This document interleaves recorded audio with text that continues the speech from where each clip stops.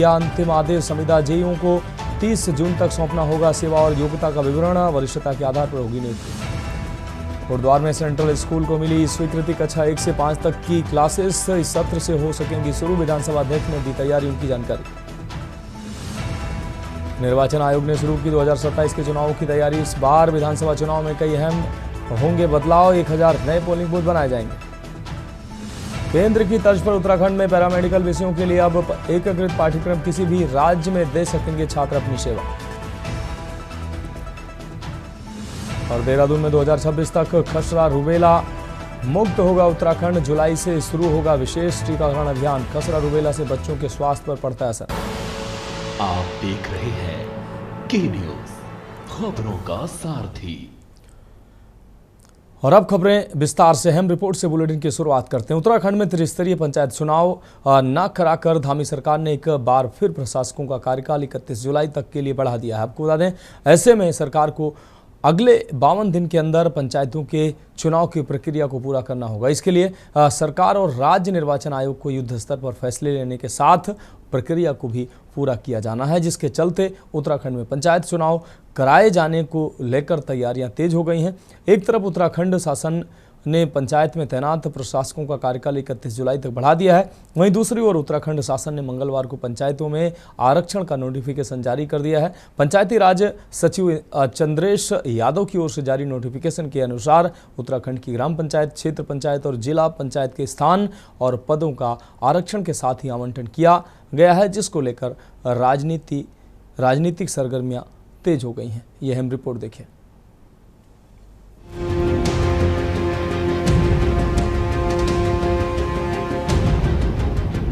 आपको बता दें, हरिद्वार जिले को छोड़कर प्रदेश के 343 जिला पंचायतों, 2936 क्षेत्र पंचायतों के अलावा 7505 ग्राम पंचायतों में 5 साल का कार्यकाल दिसंबर 2024 में समाप्त हो गया था। इसके बाद राज्य सरकार ने 6 महीने की अवधि के लिए पंचायतों को प्रशासकों के हवाले कर दिया था। ये समय सीमा भी समाप्त होने के बाद 31 जुलाई तक के लिए एक बार फिर प्रशासक तैनात कर दिए गए हैं। इस बार प्रशासकों का कार्यकाल 6 महीने की बजाय 31 जुलाई तक के लिए तय कर दिया गया है। ऐसे में अब चुनाव कराने के लिए 52 दिनों का ही समय बचा है। राज्य निर्वाचन आयोग ने अपने स्तर पर तैयारियां पूरी कर ली है। वोटर लिस्ट फाइनल हो गई है, उसका प्रकाशन भी कर दिया गया है, उसे ऑनलाइन भी कर दिया गया है। आयोग का दावा है कि उनके स्तर पर तैयारियां पूरी कर ली गई हैं, तो वहीं विपक्ष का कहना है कि सरकार की सभी तैयारी पूरी है, तो चुनाव कराने से क्यों भाग रहे हैं। प्रशासक तो बैठा पाई, नहीं तो स्थिति ये थी कि पिछले एक हफ्ते से प्रधान नहीं था, ना प्रशासक था, प्रमुख नहीं था, प्रशासक भी नहीं था, प्रधान नहीं था, प्रशासक भी नहीं था। तो ये स्थिति देश में पंचायत राज लागू होने के बाद से पहली बार आई, और ये उत्तराखंड जैसे ही राज्य में और बीजेपी के शासन में ही संभव था, जो इन्होंने कर दिखाया। अभी फिर प्रशासक को बैठाने की क्या जरूरत पड़ी? सरकार के मुख्यमंत्री ने बार बार कहा कि हम तैयार बैठे हैं, हमारी ओर से कोई कमी नहीं है। अब बताएं ना क्यों बार बार समय बढ़ा रहे हैं, क्या स्थिति है? और मैं जानता हूँ क्या स्थिति है कि बीजेपी के हालात बहुत खराब हैं, और इसी वजह से सरकार भारतीय जनता पार्टी की बच रही है पंचायत के चुनाव कराने से। देखिए, अभी दो महीने का कार्यकाल बढ़ाया है, जून और जुलाई का, और साथ में उसमें आपने शायद ठीक से ऑर्डर को नहीं पढ़ा। जब तक चुनाव नहीं होंगे तब तक के लिए प्रशासकों की नियुक्ति की गई है। तो जब तक कहाँ बीजेपी की किस बात का भरोसा करें आप? इस बात पर पहले भी चर्चा हुई थी और पहले भी आपने पूछा था, तो हमें बीजेपी के इन मंसूबों पर सवाल खड़ा करता है कि पहले तो आपने हरिद्वार को त्रिस्तरीय चुनाव से छोड़ा क्यों?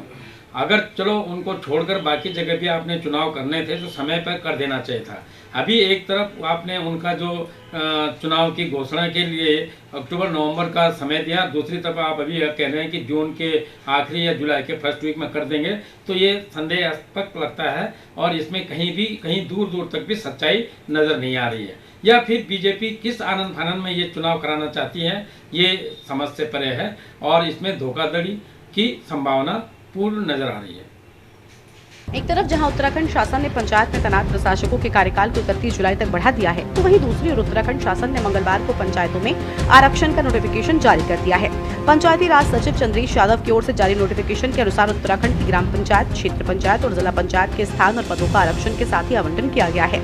दरअसल सेवानिवृत्त न्यायाधीश बीएस वर्मा की अध्यक्षता में गठित एकल सदस्य समर्पित आयोग ने 27 फरवरी 2025 को प्रदेश के 12 जिलों में सभी स्तरों की पंचायतों में पद और स्थान का आरक्षण निर्धारण से संबंधित रिपोर्ट राज्य सरकार को सौंपी थी।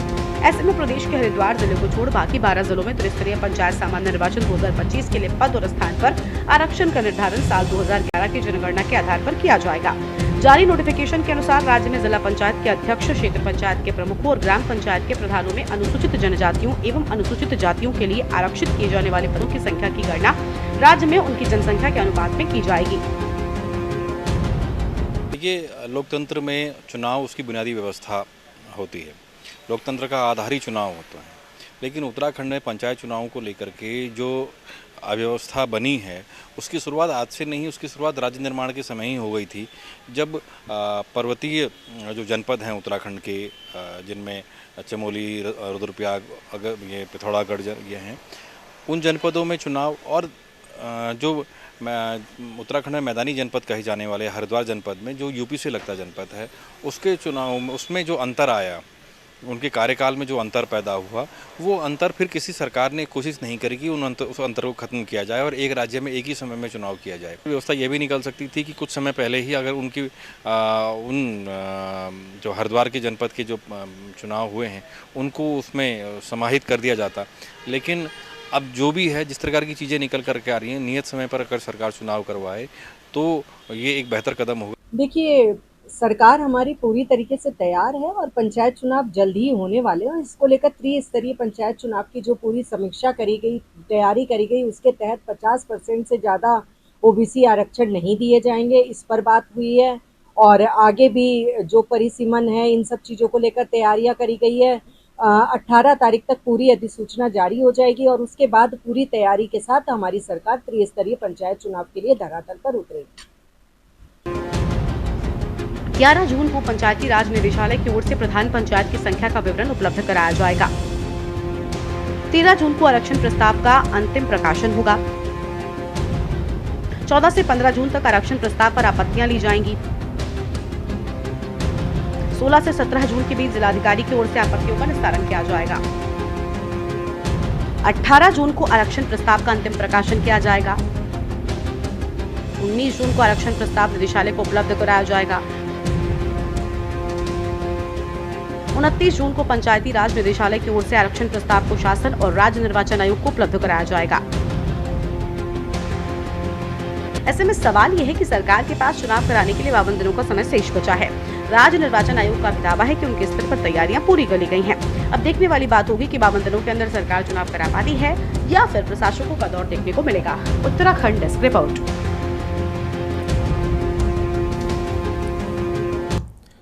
अब बात करेंगे अगली अहम खबर की। उत्तराखंड के मुख्यमंत्री पुष्कर सिंह धामी ने केंद्र सरकार से मांग की है कि उत्तराखंड को जनसंख्या के भार के आधार पर केंद्रीय सहायता मिले। उत्तराखंड एक पहाड़ी प्रदेश है जिसको देवभूमि के नाम से जाना जाता है। इस प्रदेश में बद्रीनाथ, केदारनाथ, गंगोत्री, यमुनोत्री जैसे 4 धाम हैं। वहीं कैची धाम सहित कई और भी धार्मिक स्थल हैं। ऋषिकेश और हरिद्वार का भी पूरे देश में एक अलग धार्मिक महत्व है। नैनीताल, मसूरी जैसे कई पर्यटन स्थल भी हैं, जिसकी वजह से उत्तराखंड में पूरे देश से आने वाले श्रद्धालुओं और पर्यटकों की संख्या करोड़ों में होती है। इसी को देखते हुए राज्य सरकार ने केंद्र सरकार से अनुरोध किया है कि उत्तराखंड को उसकी जनसंख्या के हिसाब से केंद्र से सहायता न दी जाए, बल्कि इस बात का भी ध्यान रखा जाए कि उत्तराखंड में कई करोड़ों लोग बाहर से आते हैं, जिनका भार भी राज्य सरकार को उठाना पड़ता है। मुख्यमंत्री पुष्कर सिंह धामी ने कहा कि उन्होंने उत्तराखंड में आए 16वें फाइनेंस कमीशन के सामने यह बात रखी थी। साथ ही उन्होंने नीति आयोग के सामने भी यह बात रखी, जिसका सकारात्मक जवाब मिला और भारत सरकार के लोग भी इस बात को समझने लगे।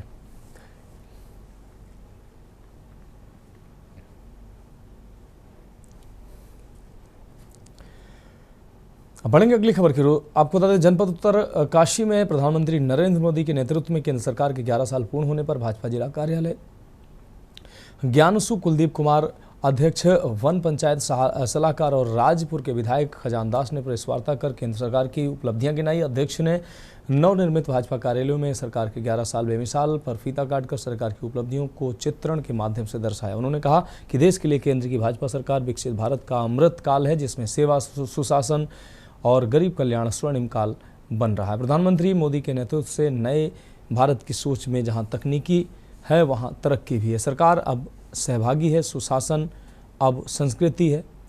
पिछले 11 वर्षों में भारत को विकसित बनाने का अमृत काल की शुरुआत की गई है।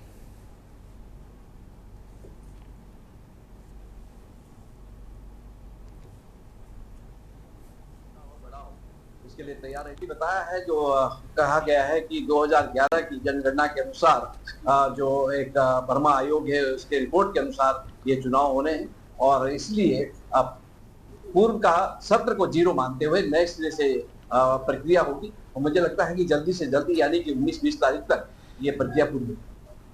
देखिए, विकसित भारत का अमृतकाल, ये पिछले 11 वर्षों में जो माननीय मोदी जी की सरकार रही है, इसमें सेवा, सुशासन, गरीब कल्याण के 11 सालों के अंतर्गत बहुत सारे काम पूरे देश के अंदर हुए हैं और 2047 में भारत एक विकसित राष्ट्र बनकर के दुनिया के सामने आए, इसको लेकर के माननीय मोदी जी संकल्पित है और पूरे देश की जनता उनके साथ इस मामले में खड़ी है। बढ़ेगी अगली खबर की ओर। खबर गदरपुर से है, जहां 2027 के चुनाव से पहले विधानसभा गदरपुर में भाजपा में गुटबाजी खुलकर सामने आ रही है। भाजपा से गदरपुर के विधायक अरविंद पांडे और दिनेशपुर नगर पंचायत अध्यक्ष पति एक दूसरे पर आरोप प्रत्यारोप लगा रहे हैं। अगर ऐसा ही रहा तो 2027 के विधानसभा चुनाव में कांग्रेस बाजी न मार ले। नगर पंचायत के पूर्व अध्यक्ष कावल सिंह विर्क ने प्रेस वार्ता के दौरान बताया कि गदरपुर क्षेत्र से विधायक अरविंद पांडे बिना सबूत के आरोप लगाते आ रहे हैं। उन्होंने कहा कि विधायक पांडे गदरपुर विधानसभा में विकास की बात करें, आपसी झगड़ों को निपटारे के बजाय बढ़ावा दे रहे हैं, जिससे क्षेत्र में आपसी भाईचारा खत्म हो रहा है।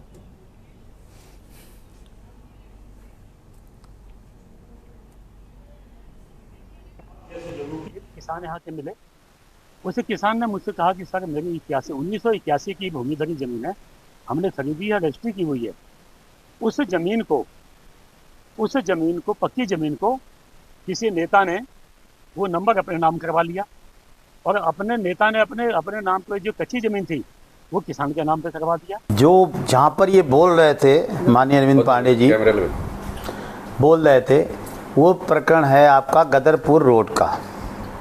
वो जमीन सामने अपनी बंजर है, दुकानें कटी हैं।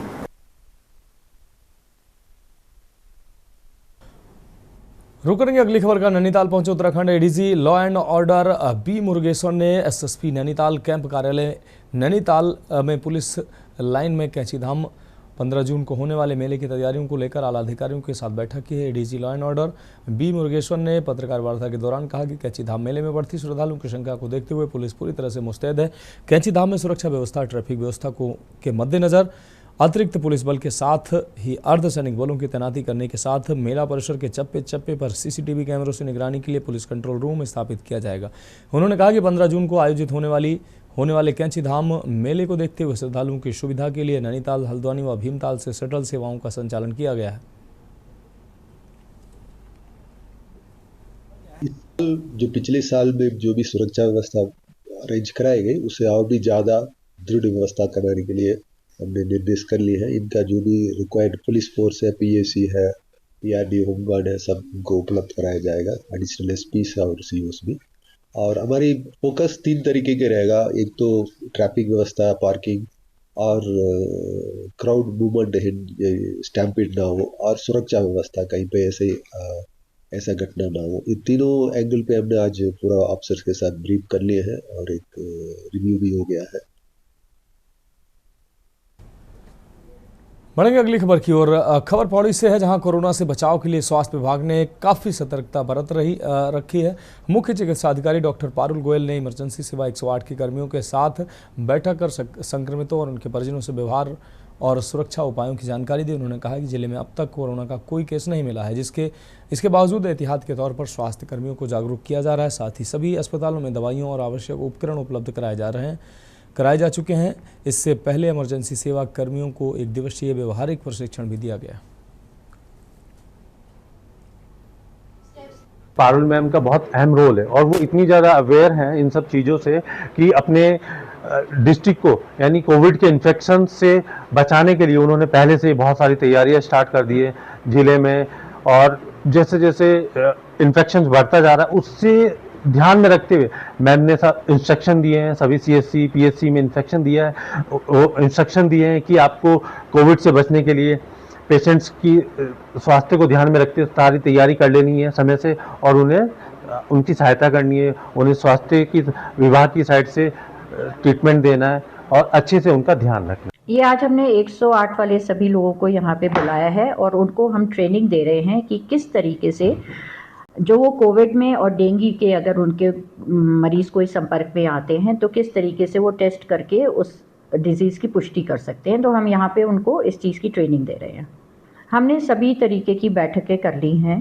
हमने अपने यहाँ पे कितने दवाइयाँ हैं, क्या इंस्ट्रूमेंट हैं, ऑक्सीजन जो है उपलब्धता करा दी गई है और सभी को दिशा निर्देश में है उसमें किसी भी तरीके का वायरल पेशेंट आता है तो उसकी जांच करना सुनिश्चित करें। कोविड का ऐसा यहाँ पे कुछ नहीं है, कोई भी मरीज़ यहाँ पे अभी तक पॉजिटिव नहीं पाया गया है। सभी चीज़ें जो है नियंत्रण में है। फिलहाल खबरों में वक्त एक ब्रेक का, जल्द हाजिर होंगे।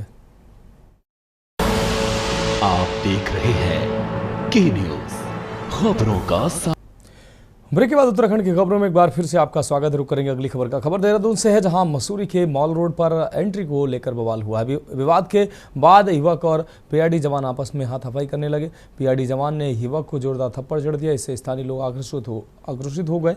बताया गया कि मसूरी स्थित मॉल रोड बैरियर पर प्रतिबंधित समय में वाहन के प्रवेश को लेकर विवाद की शुरुआत हुई, जो बाद में हाथापाई तक पहुंच गई। भगत सिंह चौक पर भारी संख्या में इकट्ठा हुए लोगों ने देर तक नारेबाजी जारी रखी।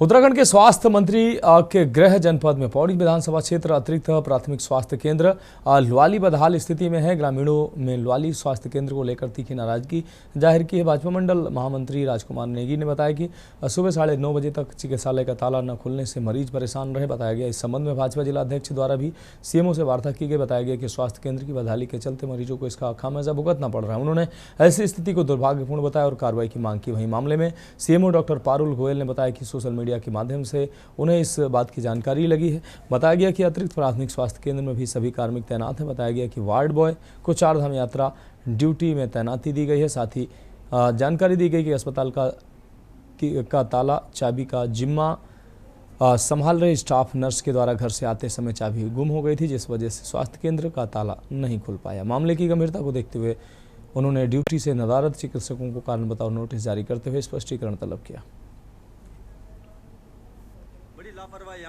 जी, मेरे को भी सोशल मीडिया के माध्यम से पता चला कि आज मेरे प्राथमिक स्वास्थ्य केंद्र वाली जो है वहाँ पे कोई भी कर्मचारी मौजूद नहीं था, वहाँ पे ताला लगा हुआ था। अगर देखा जाए तो इस प्राथमिक स्वास्थ्य केंद्र में सभी कर्मचारी वहाँ पे तैनात हैं। वार्ड बॉय है, स्टाफ नर्स है, फार्मासिस्ट है। तालों में लगे हुए तो बड़े दुर्भाग्य हमारे बहुत कुछ दुर्भाग्य नहीं, बहुत कुछ। हाँ जी, जैसे हम स्वास्थ्य केंद्र का भरोसा भी होला तो मुरझोला। हाँ जी, हाँ ठीक है जी। बाकी क्या बोल सर नेता हम वोट होना टाइम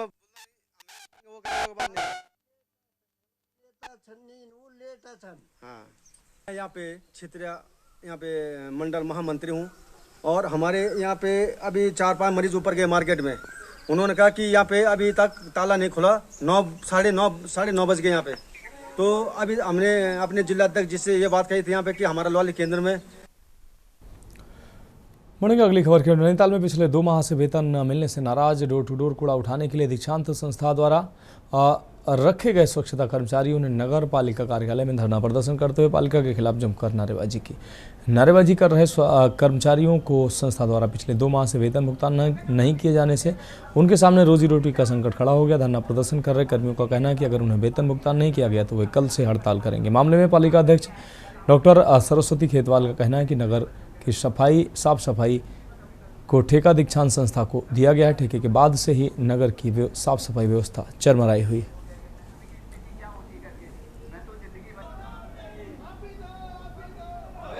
करीब 2 महीने डोर टू डोर का काम कर रहे हैं, जो अभी तक हमें और नगर पालिका कह रही है आप लोग काम नहीं कर रहे हो इसलिए भुगतान नहीं करेंगे। और ठेकेदार ने मना कर दिया हमारे भुगतान के लिए, इसलिए हम नगर पालिका आए अपने भुगतान के लिए। अगर भुगतान नहीं किया जाता तो आगे क्या कार्रवाई करेंगे? ये काम नहीं होगा।